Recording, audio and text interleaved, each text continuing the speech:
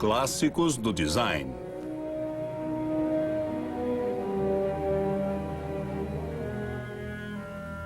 O Fusca.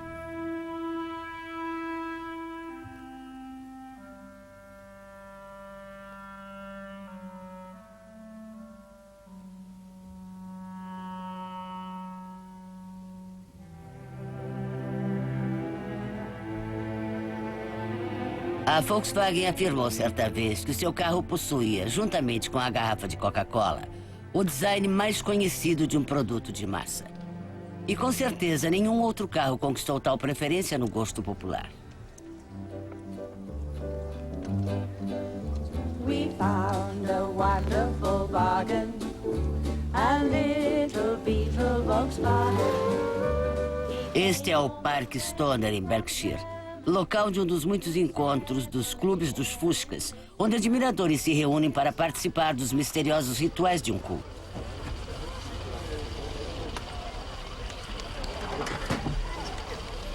É o 1200? É um 1800. Olha, o 1800. Olha este motor, Emma. Olha, está tão bom quanto a carroceria. É fantástico. O Fusca não é simplesmente um carro. Mais regular do que os seus concorrentes, o Citroën 2 cavalos ou o Mini é um clássico do design automotivo. Eu acho que o Fusca tem características em comum com outros objetos que são considerados clássicos. Eles não possuem nada que não seja relacionado à sua função. Funcionam como simples máquinas e, por isso, permitem que você os interprete e tire conclusões como desejar. Para aqueles que não são fãs, o Fusca é feio, barulhento, desconfortável, difícil de dirigir e de difícil manutenção. Ele se manteve fiel ao seu deselegante design original em uma indústria que é tão propensa a mudanças de formato e estilo quanto a indústria da moda. Apesar disso, mais de 20 milhões de unidades foram produzidas. A questão do Fusca é que ele não parecia algo moderno, nem mesmo quando foi lançado. Não, eu acho que o classicismo dele é em parte pela nostalgia, curiosamente, pois eles não fabricam mais carros assim. E em parte por promover um retorno a uma era de durabilidade, quando os carros eram feitos peça por peça. E por isso era possível personalizá-los e fazer todos os tipos de coisas com eles, em vez de ficarem todos iguais. E as pessoas acham que os carros de autonomia média parecem todos iguais hoje em dia. Volta e meia se escuta isso. Na minha opinião, o que fez desse design um clássico tem muito mais a ver com longevidade do que com estética. Até a década de 30, quando se pensava em automóvel, vinha a ideia do modelo T e de suas variações. E passar do formato caixa para o arredondado, quero dizer, isso é um princípio da Bauhaus, do cubo para o círculo. É uma progressão da forma geométrica básica. Então, há uma enorme diferença de tudo aquilo que havia antes. E não tem havido muitos carros arredondados, você sabe, supercompactos. Foram lançados e tirados de linha. Carros arredondados de outros tipos surgiram e acabaram. E, de modo geral, o formato caixa ou cubo permanece como a forma geométrica básica dos carros de passeio. Sendo assim, acho que é esse o caráter distintivo que poderia se basear paradoxalmente nos princípios de Bauhaus, que faz dele um clássico e não uma beleza atemporal. Porque eu não creio que alguém, nem mesmo o maior fã do Fusca, diga que esse carro tem uma beleza atemporal, hein?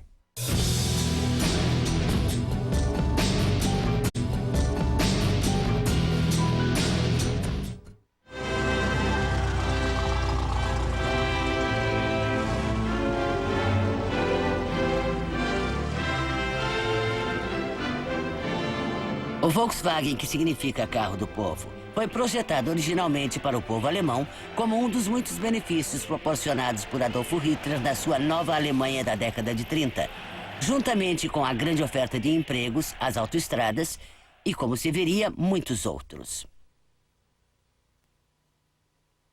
O Dr. Ferdinand Porsche trabalhava em um protótipo de um carro popular para a NSU Motorcycle Company desde 1932. A NSU não tinha condições de financiar o projeto.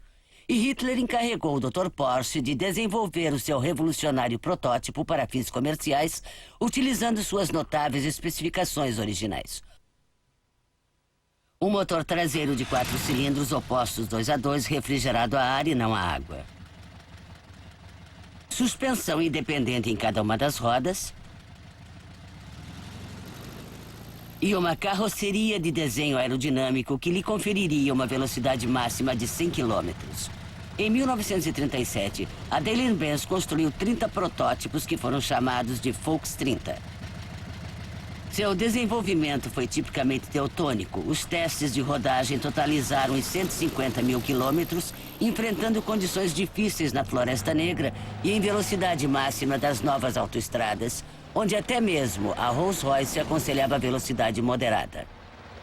O carro se adequava perfeitamente à propaganda nazista. Ele criaria novos empregos e debocharia das outras nações industrializadas ao utilizar as técnicas mais recentes da produção em massa.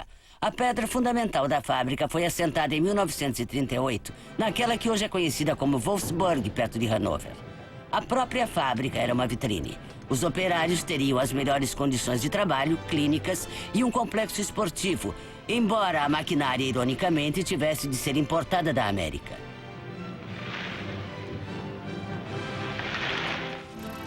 Cem protótipos foram produzidos para deslumbrar a imprensa mundial e servir como testemunho dos avanços da engenharia do Terceiro Reich.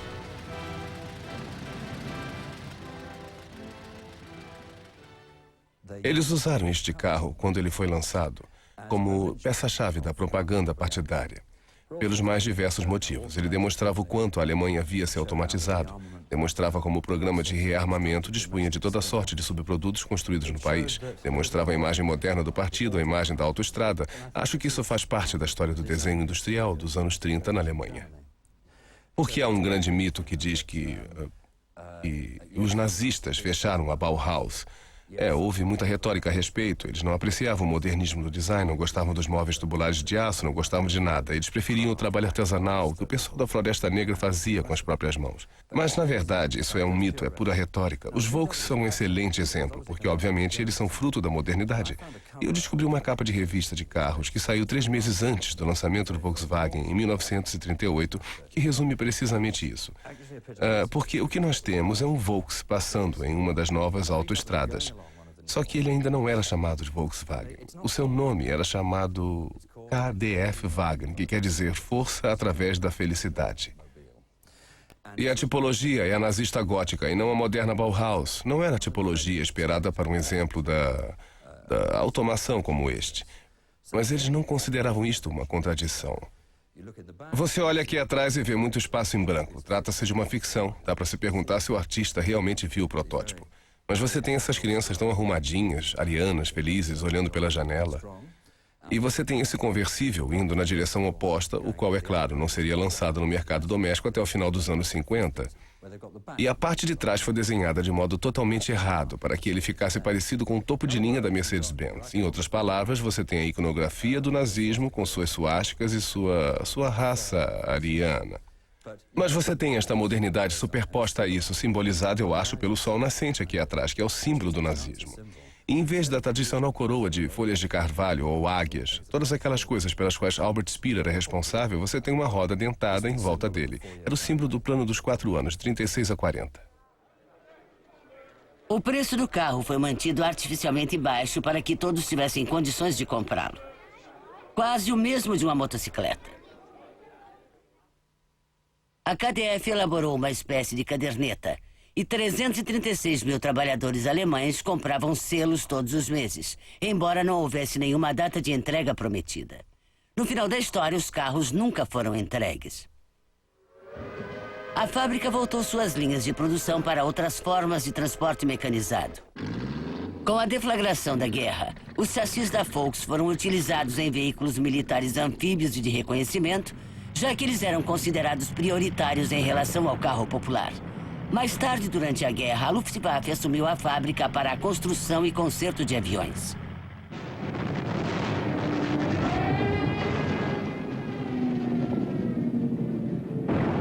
Ao final da guerra, 2/3 da fábrica haviam sido destruídos pelos bombardeios das forças aliadas. Mas na Alemanha ocupada havia uma necessidade premente de transporte e peças de reposição. O governo militar inglês enviou o Major Ivan Hirsch a Wolfsburg para que ele examinasse o local.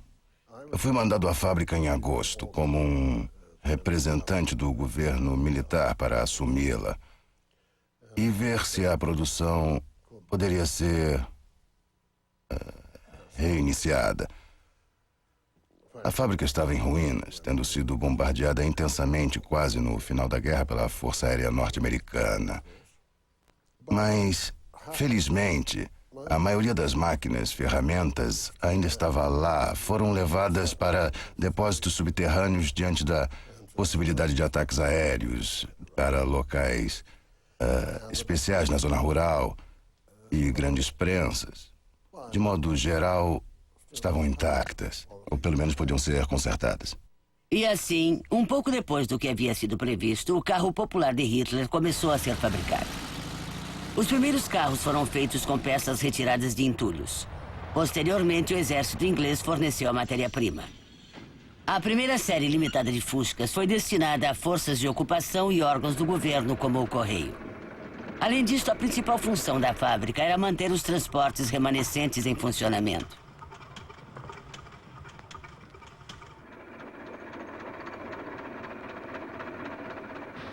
Mas em 1947, o clima político estava mudando. Os aliados chegaram à conclusão de que precisavam de uma economia alemã forte. As empresas alemãs foram estimuladas a exportar seu produto para fazer frente às despesas. Os Fuscas começaram a aparecer em salões de exposição alemães. Alguns foram vendidos para o exterior. O governo militar inglês começou a procurar alguém que financiasse o empreendimento. Lord Rootes chegou a dar uma olhada, mas não se interessou. Quando as importações começaram para valer, os defeitos do design original tornaram-se evidentes. Ele tinha defeitos. Os compradores, em sua maioria ingleses e norte-americanos, fizeram reclamações nos 2 primeiros anos. E nós mesmos e os alemães resolvemos os defeitos. Em primeiro lugar, o cheiro. Os primeiros carros, devido à escassez de material, utilizaram cola de peixe nos arremates e quando chovia o carro fedia peixe. Os radiadores do óleo, soldados com um produto de qualidade inferior, rachavam com a vibração, soltando cheiro de óleo dentro do carro. Os freios praticamente não existiam no momento da regulagem. Simplesmente eles foram mal projetados. Muitas pessoas não conseguiam se adaptar às caixas de marcha queixo duro. As sincronizadas estavam em desenvolvimento. Mas, por outro lado, o Volkswagen era vendido por preços bem razoáveis. Ele era econômico, resistente e era, eu acho, confiável. E, além disso, eles desenvolveram um serviço excelente de assistência técnica. Ao nosso inteiro dispor no começo, concluímos que aquele serviço era essencial para que um automóvel fosse vendável. Estes primeiros Fuscas 1946 custavam 5.000 marcos alemães, cerca de 125 libras na época. Em 1948, a fábrica foi entregue para a República Federal Alemã. E o que vem depois disto, como se diz, já se sabe. Num abrir e fechar de olhos, o Fusca se tornou não apenas um coadjuvante, mas um elemento principal para a recuperação alemã. A Volkswagen simbolizava o milagre econômico, que transformou a Alemanha da desmoralização e da derrota numa Alemanha que poderia, em paz e não na guerra, desafiar e competir triunfalmente com outras nações do mundo.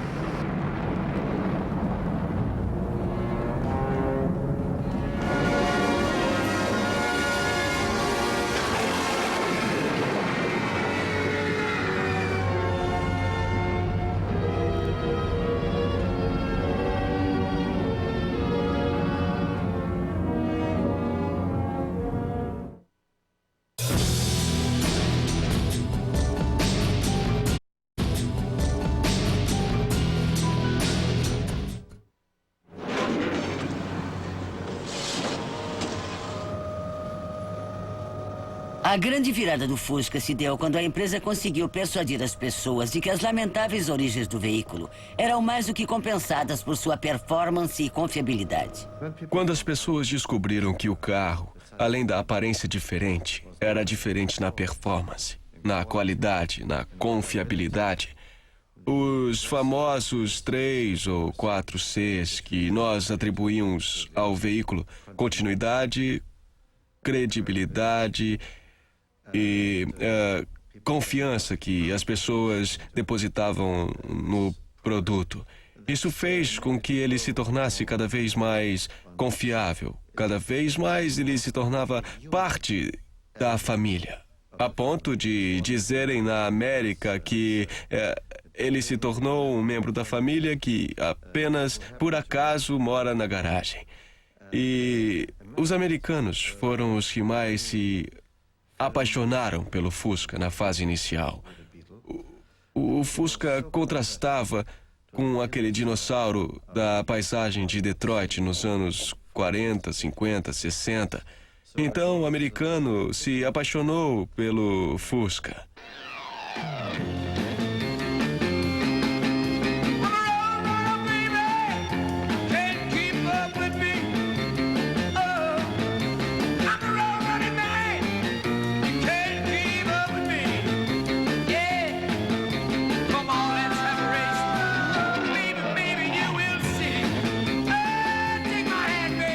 O negócio é que ele era incrivelmente confiável, incrivelmente simples e não enguiçava. E como ele era incrivelmente confiável e incrivelmente simples, de algum modo se tornou muito querido. E todas aquelas características, o barulho que ele fazia, a sua aparência bizarra, o fato dele ter sido construído... Eu ia dizer como um tanque, mas isto provavelmente seria inadequado. Uma observação até injusta, tendo em mente a sua origem. Com certeza ele foi muito bem construído. Bom, todas estas coisas conquistaram pessoas que tinham sido habituadas com um perfil exatamente oposto. Isto foi explorado publicamente por uma série brilhante de campanhas publicitárias feitas por uma agência de publicidade chamada Doyle Dane Burbad, cujo conhecimento a respeito do produto, creio eu, era mínimo, e cujo entendimento a respeito da natureza do cenário de origem do produto era mais ou menos nulo, o que foi uma grande vantagem para eles.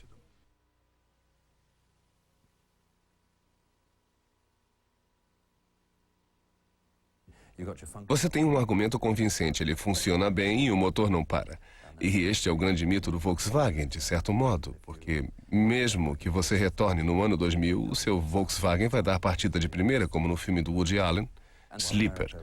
E enquanto a América estava começando a aceitar aquela coisa do obsoleto, uma típica manobra de marketing, tínhamos aqui um carro construído para durar. Nos vibrantes anos 60, ele era o carro alternativo da sociedade alternativa. Ele não era só confiável e barato, como era bacana. O carro do povo tinha realmente se tornado um carro popular. Ele tinha adquirido uma identidade, uma personalidade e conquistado a inveja de todos os fabricantes de carros do mundo. A senhora teve um Fusca? Sim, eu E tive. o que achava dele? Ele é prático, não é um carro maravilhoso, é difícil de consertar, não é muito confortável. Você não se sente à vontade dentro de um Fusca de modo algum. Você sente que está em cima do volante o tempo todo. Mas a sua qualidade, de algum modo, supera tudo isso. Ele consegue manter um padrão. Eu acho que o mito da confiabilidade ainda é válido. Contudo, eu acho que se ele não dispusesse desta confiabilidade, ainda que fosse só uma impressão e não algo real, ele não poderia nunca ser um clássico. Tem que ser algo em que se possa confiar. A Volkswagen teve outros modelos que também eram confiáveis. Mas o Fusca foi de longe o seu modelo mais vendido. Em 1972, eles haviam produzido 15.734.000 Fuscas, quebrando o recorde de vendas anterior que pertencia ao Ford modelo T. Em 1974, a cifra atingiu os 18 milhões. O Fusca já era produzido há mais tempo do que qualquer outro carro. Os outros modelos não foram um sucesso. O K70, seu primeiro sedã de luxo refrigerado a água, foi lançado pouco depois da crise do petróleo. Havia uma demanda por carros menores e mais econômicos. Os conceitos de design mudaram. Carros hatch entraram na moda. A Volkswagen teve prejuízos de 8 milhões de marcos. As críticas diziam que se tratava de uma empresa de um carro só e que aquele carro estava sendo ultrapassado pela evolução da tecnologia e mudanças no gosto popular. Depois de pensar muito, a Volkswagen decidiu parar a produção do Fusca e investir em outro carro. Os lendários dias de um carro potente pareciam estar chegando ao fim em nome da promessa do novo.